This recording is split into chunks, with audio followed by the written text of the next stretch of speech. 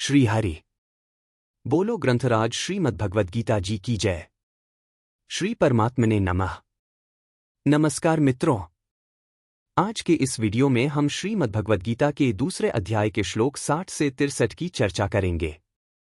इन श्लोकों में श्री कृष्ण हमें सिखाते हैं कि इंद्रियों के नियंत्रण के बिना मनुष्य की बुद्धि कैसे नष्ट हो जाती है और क्यों इंद्रियों को संयमित करना आवश्यक है।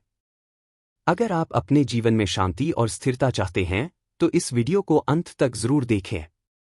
पिछले वीडियो में हमने श्लोक 58 और 59 की चर्चा की थी, जहां हमने जाना कि स्थिर बुद्धि व्यक्ति कैसे अपनी इंद्रियों को नियंत्रित करता है और परमात्मा में स्थित होकर विषयों से अप्रभावित रहता है। अगर आपने वह वीडियो मिस कर दिया है तो उसे जरूर देखें।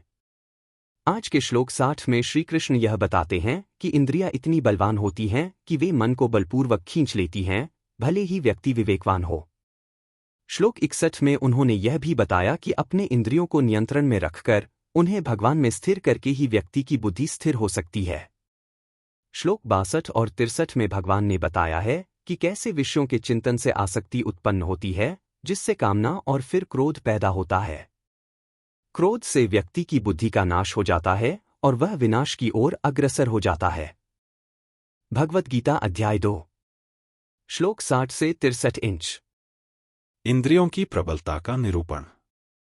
श्लोक 60। यत्तो ह्यपि कौन्तेय पुरुषस्य विपश्चितः इंद्रियाणि प्रमाथिनि हरन्ति प्रसभं मनः। उच्चारण की विधि। यततः हि अपि कौन्तेय पुरुषस्य विपश्चितः इंद्रियाणि प्रमाथिनि हरन्ति प्रसभं मनः। 60। कौन्तेय अर्थात हे अर्जुन, ही आसक्ति का नाश न होने के कारण, प्रमाथिनी अर्थात ये प्रमथन स्वभाव वाली, इंद्रियाणि अर्थात इंद्रिया, यततः अर्थात यत्न करते हुए, विपश्चितः अर्थात बुद्धिमान, पुरुषस्य अर्थात पुरुष के, मनः अर्थात मन को, अपि अर्थात भी, प्रसभम अर्थात बलात्, हरन्ति अर्थात हर लेती हैं। व्याख्यायत तो ह्यपि प्रसभम मनः जो स्वयं यत्न करता है, साधन करता है, हरेक काम को विवेक पूर्वक करता है, आसक्ति और फलेच्छा का त्याग करता है, दूसरों का हित हो, दूसरों को सुख पहुँचे, दूसरों का कल्याण हो ऐसा भाव रखता है और वैसी क्रिया भी करता है जो स्वयं कर्तव्य सार असार को जानता है और कौन कौन से कर्म करने से उनका क्या क्या परिणाम होता है इसको भी जानने वाला है। ऐसे विद्वान पुरुष के लिए यहाँ यत्तो ह्यपि पुरुषस्य विपश्चितः पद आए हैं। एक यहाँ भगवान ने इंद्रियों को प्रमाथिनी कहा है और छठे अध्याय के 34वें श्लोक में अर्जुन ने मन को प्रमाथि कहा है। अतः इंद्रियां और मन दोनों ही प्रमथनशील हैं। ऐसे ही यहाँ बताया कि इंद्रियां मन को हर लेती हैं और आगे इसी अध्याय के 67वें श्लोक में बताया है कि मन बुद्धि को हर लेता है, अर्थात यहाँ तो इंद्रियों की प्रबलता बताई और वहाँ मन की प्रबलता बताई। तात्पर्य यह निकला कि साधक को इन दोनों का संयमन करना चाहिए, तभी वह संयमी बन सकता है। प्रयत्न करने वाले ऐसे विद्वान पुरुष की भी प्रमथनशील इंद्रियां उसके मन को बलपूर्वक हर लेती हैं, विषयों की तरफ खींच लेती हैं, अर्थात वह विषयों की तरफ खिंच जाता है, आकृष्ट हो जाता है। इसका कारण यह है कि जब तक बुद्धि सर्वथा परमात्म तत्व में प्रतिष्ठित स्थित नहीं होती, बुद्धि में संसार की यत्किंचित सत्ता रहती है, विषयेंद्रिय संबंध से सुख होता है, भोगे हुए भोगों के संस्कार रहते हैं, तब तक साधन प्रायण बुद्धिमान विवेकी पुरुष की भी इंद्रियां सर्वथा वश में नहीं होती। इंद्रियों के विषय सामने आने पर भोगे हुए भोगों के संस्कारों के कारण इंद्रियां मन बुद्धि को जबरदस्ती विषयों की तरफ खींच ले जाती हैं। ऐसे अनेक ऋषियों के उदाहरण भी आते हैं जो विषयों के सामने आने पर विचलित हो गए। अतः साधक को अपनी इंद्रियों पर कभी भी मेरी इंद्रियां वश में हैं ऐसा विश्वास नहीं करना चाहिए और कभी भी यह अभिमान नहीं करना चाहिए कि मैं जितेंद्रिय हो गया हूं।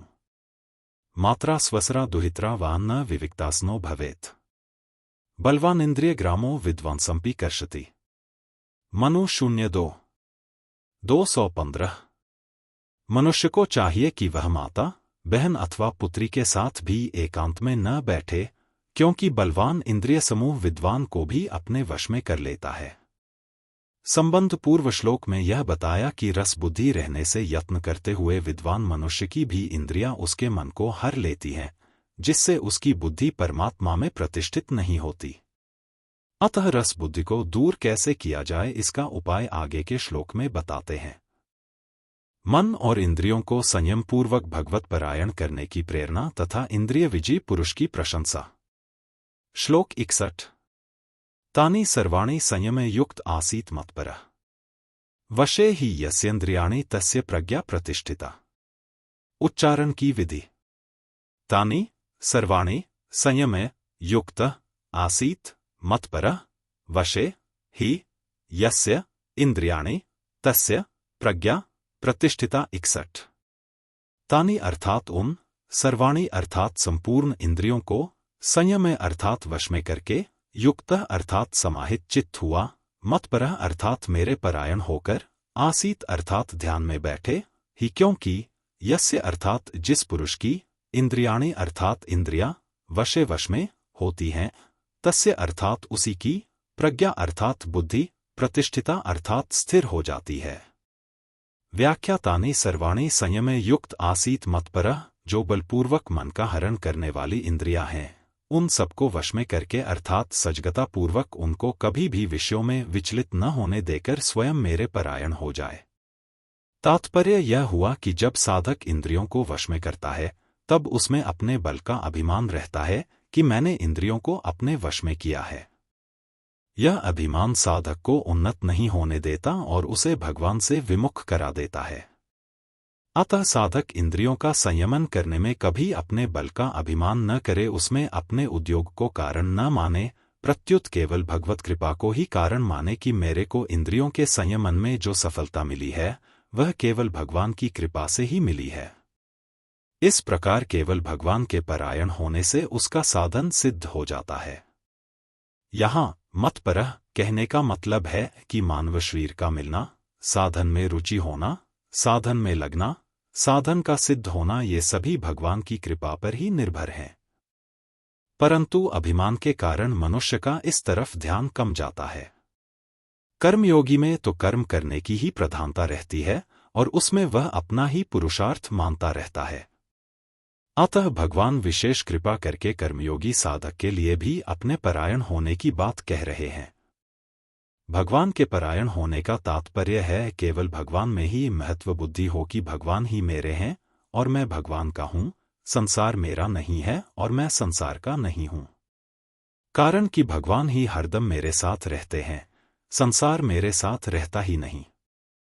इस प्रकार साधक का मैंपन केवल भगवान में ही लगा रहे। कर्मयोग का प्रकरण होने से यहाँ भगवान को कर्मयोग के अनुसार उपाय बताना चाहिए था, परंतु गीता का अध्ययन करने से ऐसा मालूम देता है कि साधन की सफलता में केवल भगवत परायणता ही कारण है। अतः गीता में भगवत परायणता की बहुत महिमा गाई गई है। जैसे जितने भी योगी हैं, उन सब योगियों में श्रद्धा प्रेम पूर्वक मेरे परायण होकर मेरा भजन करने वाला श्रेष्ठ है।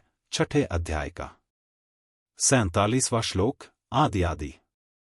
वशे ही यस्येन्द्रियाणि तस्य प्रज्ञा प्रतिष्ठिता। पहले 59वें श्लोक में भगवान ने यह कहा कि इंद्रियों का विषयों से संबंध विच्छेद होने पर भी स्थित प्रज्ञता नहीं होती, और इस श्लोक में कहते हैं कि जिसकी इंद्रियां वश में है वह स्थित प्रज्ञ है। इसका तात्पर्य यह है कि वहां दूसरे अध्याय के 59वें श्लोक में इंद्रियों का विषयों से संबंध विच्छेद होने पर भी भीतर में रस बुद्धि पड़ी है, अतः इंद्रियां वश में नहीं है। परंतु यहाँ स्थित प्रज्ञ पुरुष की इंद्रियां वश में हैं और उसकी रस बुद्धि निवृत्त हो गई है। इसलिए यह नियम नहीं है कि इंद्रियों का विषयों से संबंध विच्छेद होने पर वह स्थित प्रज्ञ हो ही जाएगा, क्योंकि उसमें रस बुद्धि रह सकती है। परंतु यह नियम है, स्थित प्रज्ञ होने से इंद्रियां वश में हो ही जाएंगी। परिशिष्ट भाव कर्मयोग के साधक के लिए भी भगवान ने मतपरः पद से अपने परायण होने की बात कही है। यह भक्ति की विशेषता है, कारण कि भगवान के परायण हुए बिना इंद्रियों का सर्वथा वश में होना कठिन है। कर्मयोग में त्याग है और त्याग से शांति सुख मिलता है, परंतु यह प्राप्ति का सुख नहीं है, प्रत्युत दुख अशांति मिटने का सुख है, जबकि भक्ति में प्राप्ति का सुख मिलता है। अतः भक्ति का, प्रेम का सुख मिले बिना इंद्रियां सर्वथा वश में नहीं होती। दूसरी बात, कर्मयोग में तो अत्यंत वैराग्य होने पर इंद्रियां वश में होती हैं, पर भक्ति में भगवान के परायण होने से थोड़े वैराग्य से भी इंद्रियां सुगमता से वश में हो जाती हैं। इसलिए भगवान ने मतपरा पद दिया है। संबंध भगवान के परायण होने से तो इंद्रियां वश में होकर रस बुद्धि निवृत्त हो ही जाएगी, पर भगवान के परायण न होने से क्या होता है, इस पर आगे के 2 श्लोक कहते हैं। विषयों के चिंतन से आसक्ति आदि अवगुणों की उत्पत्ति और अधःपतन का कथन। श्लोक 62। ध्यायतो विषयान् पुंसः संगस्तेषुपजायते, संगात् संजायते कामः कामात् क्रोधो विजायते। उच्चारण की विधि। ध्यायतः विषयान् पुंसः संगः तेषु उपजायते, संगात् संजायते कामः कामात् क्रोधः अभिजायते। विषयान् अर्थात विषयों का, ध्यायतः अर्थात चिंतन करने वाले, पुंसः अर्थात पुरुष की, तेषु अर्थात उन विषयों में, संगः आसक्ति, उपजायते अर्थात हो जाती है, संगात आसक्ति से, कामः अर्थात उन विषयों की कामना, संजायते अर्थात उत्पन्न होती है, और कामात कामना में विघ्न पड़ने से, क्रोधः अर्थात क्रोध, अभिजायते उत्पन्न होता है। व्याख्या। ध्यायतो विषयान् पुंसः संगस्तेषुपजायते, भगवान के परायण न होने से, भगवान का चिंतन न होने से विषयों का ही चिंतन होता है। कारण कि जीव के एक तरफ परमात्मा है और एक तरफ संसार है। जब वह परमात्मा का आश्रय छोड़ देता है, तब वह संसार का आश्रय लेकर संसार का ही चिंतन करता है, क्योंकि संसार के सिवाय चिंतन का कोई दूसरा विषय रहता ही नहीं। इस तरह चिंतन करते करते मनुष्य की उन विषयों में आसक्ति, राग, प्रियता पैदा हो जाती है। आसक्ति पैदा होने से मनुष्य उन विषयों का सेवन करता है। विषयों का सेवन चाहे मानसिक हो, चाहे शारीरिक हो, उससे जो सुख होता है, उससे विषयों में प्रियता पैदा होती है। प्रियता से उस विषय का बार बार चिंतन होने लगता है। अब उस विषय का सेवन करे, चाहे न करे, पर विषयों में राग पैदा हो ही जाता है, यह नियम है। संगात संजायते कामः, विषयों में राग पैदा होने पर उन विषयों को, भोगों को प्राप्त करने की कामना पैदा हो जाती है कि वे भोग, वस्तुएं मेरे को मिले। कामात् क्रोधो विजायते, कामना के अनुकूल पदार्थों मिलते रहने से लोभ पैदा हो जाता है और कामना पूर्ति की संभावना हो रही है, पर उसमें कोई बाधा देता है तो उस पर क्रोध आ जाता है। कामना एक ऐसी चीज है जिसमें बाधा पड़ने पर क्रोध पैदा हो ही जाता है। वर्ण, आश्रम, गुण, योग्यता आदि को लेकर अपने में जो अच्छाई का अभिमान रहता है, उस अभिमान में भी अपने आदर, सम्मान आदि की कामना रहती है। उस कामना में किसी व्यक्ति के द्वारा बाधा पड़ने पर भी क्रोध पैदा हो जाता है। कामना रजोगुणी वृत्ति है, सम्मोह तमोगुणी वृत्ति है और क्रोध रजोगुण तथा तमोगुण के बीच की वृत्ति है। कहीं भी किसी भी बात को लेकर क्रोध आता है तो उसके मूल में कहीं न कहीं राग अवश्य होता है। जैसे नीति न्याय से विरुद्ध काम करने वाले को देखकर क्रोध आता है तो नीति न्याय में राग है। अपमान तिरस्कार करने वाले पर क्रोध आता है तो मान सत्कार में राग है। निंदा करने वाले पर क्रोध आता है तो प्रशंसा में राग है। दोषारोपण करने वाले पर क्रोध आता है तो निर्दोषता के अभिमान में राग है, आदि आदि। श्लोक 63। क्रोधात् भवति सम्मोहः सम्मोहात् स्मृति विभ्रमः, स्मृति भ्रंशात् बुद्धिनाशो बुद्धिनाशात् प्रणश्यति। उच्चारण की विधि। क्रोधात् भवति सम्मोहः सम्मोहात् स्मृति विभ्रमः, स्मृति भ्रंशात् बुद्धिनाशः बुद्धिनाशात् प्रणश्यति। 63। क्रोधात् अर्थात क्रोध से, सम्मोह अत्यंत मूढ़ भाव, भवति अर्थात उत्पन्न हो जाता है, सम्मोहात् मूढ़ भाव से, स्मृति विभ्रम अर्थात स्मृति में भ्रम हो जाता है, स्मृति भ्रंशात् अर्थात स्मृति में भ्रम हो जाने से, बुद्धिनाश अर्थात बुद्धि अर्थात ज्ञान शक्ति का नाश हो जाता है, और बुद्धिनाशात् अर्थात बुद्धि का नाश हो जाने से यह पुरुष अपनी स्थिति से प्रणश्यति अर्थात गिर जाता है। क्रोधात् भवति सम्मोह, क्रोध से सम्मोह होता है अर्थात मूर्छा छा जाती है। वास्तव में देखा जाए तो काम, क्रोध, लोभ और ममता इन चारों से ही सम्मोह होता है। जैसे 1. काम से जो सम्मोह होता है उसमें विवेक शक्ति ढक जाने से मनुष्य काम के वशीभूत होकर न करने लायक कार्य भी कर बैठता है। 2. क्रोध से जो सम्मोह होता है उसमें मनुष्य अपने मित्रों तथा पूज्यजनों को भी उल्टी सीधी बातें कह बैठता है और न करने लायक बर्ताव भी कर बैठता है। 3. लोभ से जो सम्मोह होता है उसमें मनुष्य को सत्य असत्य, धर्म आदि का विचार नहीं रहता और वह कपट करके लोगों को ठग लेता है। 4. ममता से जो सम्मोह होता है उसमें संभाव नहीं रहता, प्रत्युत पक्षपात पैदा हो जाता है। अगर काम, क्रोध, लोभ और ममता इन चारों से ही सम्मोह होता है तो फिर भगवान ने यहां केवल क्रोध का ही नाम क्यों लिया? इसमें गहराई से देखा जाए तो काम, लोभ और ममता, इनमें तो अपने सुखभोग और स्वार्थ की वृत्ति जागृत रहती है, पर क्रोध में दूसरों का अनिष्ट करने की वृत्ति जागृत रहती है। अतः क्रोध से जो सम्मोह होता है वह काम, लोभ और ममता से पैदा हुए सम्मोह से भी भयंकर होता है।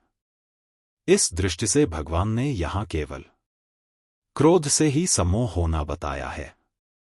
सम्मोहात् स्मृति विभ्रमः, मूर्छा छा जाने से स्मृति नष्ट हो जाती है, अर्थात शास्त्रों से, सद्विचारों से जो निश्चय किया था कि अपने को ऐसा काम करना है, ऐसा साधन करना है, अपना उद्धार करना है, उसकी स्मृति नष्ट हो जाती है, उसकी याद नहीं रहती। स्मृति भ्रंशात् बुद्धिनाश, स्मृति नष्ट होने पर बुद्धि में प्रकट होने वाला विवेक लुप्त हो जाता है, अर्थात मनुष्य में नया विचार करने की शक्ति नहीं रहती। बुद्धिनाशात् प्रणश्यति, विवेक लुप्त हो जाने से मनुष्य अपनी स्थिति से गिर जाता है। अतः इस पतन से बचने के लिए सभी साधकों को भगवान के परायण होने की बड़ी भारी आवश्यकता है। यहाँ विषयों का ध्यान करने मात्र से राग, राग से काम, काम से क्रोध, क्रोध से सम्मोह, सम्मोह से स्मृतिनाश, स्मृतिनाश से बुद्धिनाश और बुद्धिनाश से पतन, यह जो क्रम बताया है इसका विवेचन करने में तो देरी लगती है, पर इन सभी वृत्तियों के पैदा होने में और उससे मनुष्य का पतन होने में देरी नहीं लगती। बिजली के करंट की तरह ये सभी वृत्तियां तत्काल पैदा होकर मनुष्य का पतन करा देती हैं। संबंध भगवान आगे के श्लोक में स्थित प्रज्ञ कैसे चलता है, इस चौथे प्रश्न का उत्तर देते हैं। कल के वीडियो में हम श्लोक 64 से 66 की चर्चा करेंगे, जहां श्री कृष्ण यह बताएंगे कि कैसे इंद्रियों के नियंत्रण से मनुष्य प्रसन्नता और शांति प्राप्त करता है। दोस्तों, अगर आप इस ज्ञान से लाभान्वित हो रहे हैं तो हमारे चैनल को सब्सक्राइब करना न भूलें और बेल आइकॉन दबाकर सभी नई अपडेट्स सबसे पहले पाएं। हम लाए हैं आपके लिए एक खास ऑफर।